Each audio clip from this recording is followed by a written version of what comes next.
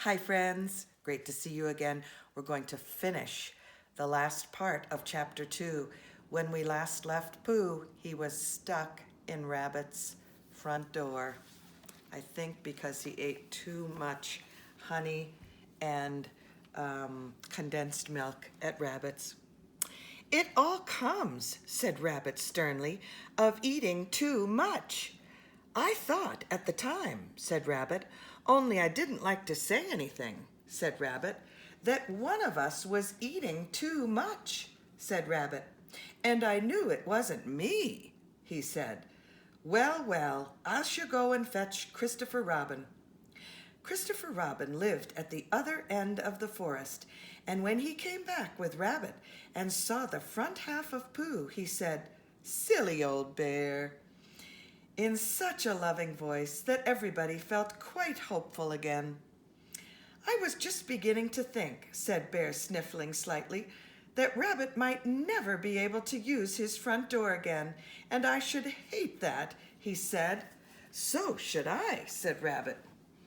"Use his front door again," said Christopher Robin. "Of course he'll use his front door again." "Good," said Rabbit. "If we can't pull you out, Pooh, we might push you back."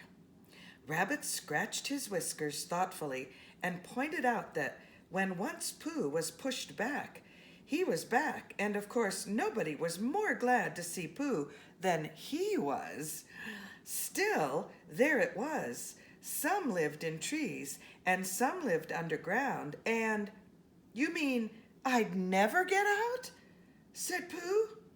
"I mean," said Rabbit, "that having got so far, it seems a pity to waste it." I think Rabbit's a little concerned about having Pooh stay at his house for a long time. Christopher Robin nodded. I'm going to switch sides so I can see the pages a little better. There, the light's better. Christopher Robin nodded. "Then there's only one thing to be done," he said. "We shall have to wait for you to get thin again." "How long does getting thin take?" asked Pooh anxiously. "About a week, I should think." "But I can't stay here for a week." "You can stay here all right, silly old bear. It's getting you out which is so difficult." "We'll read to you," said Rabbit cheerfully. "And I hope it won't snow," he added. "And I say, old fellow, you're taking up a good deal of room in my house. Do you mind if I use your back legs as a towel horse? Because, I mean, there they are, doing nothing, and it would be very convenient just to hang the towels on them." "A week," said Pooh gloomily. "What about meals?" "I'm afraid no meals," said Christopher Robin, "because of getting thin quicker. But we will read to you."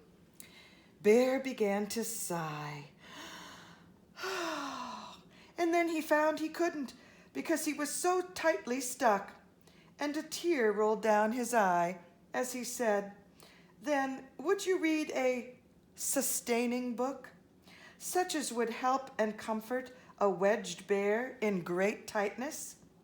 So for a week, Christopher Robin read that sort of book at the north end of Pooh, and Rabbit hung his washing on the south end. And in between, Bear felt himself getting slenderer and slenderer. And at the end of the week, Christopher Robin said, "Now." They're going to try and pull him out. Let's see if it works. So Christopher Robin took hold of Pooh's front paws, and Rabbit took hold of Christopher Robin, and all Rabbit's friends and relations took hold of Rabbit, and they all pulled together. And for a long time, Pooh only said, "Ow," and "Oh," and then all of a sudden he said, "Pop," just as if a cork were coming out of a bottle. And Christopher Robin and Rabbit and all Rabbit's friends and relations went head over heels backwards, and on the top of them came Winnie the Pooh, free. So, with a nod of thanks to his friends, he went on with his walk through the forest, humming proudly to himself, But Christopher Robin looked after him lovingly and said to himself, "Silly old bear." That's the end of chapter 2. Thank you so much for joining me. See you soon.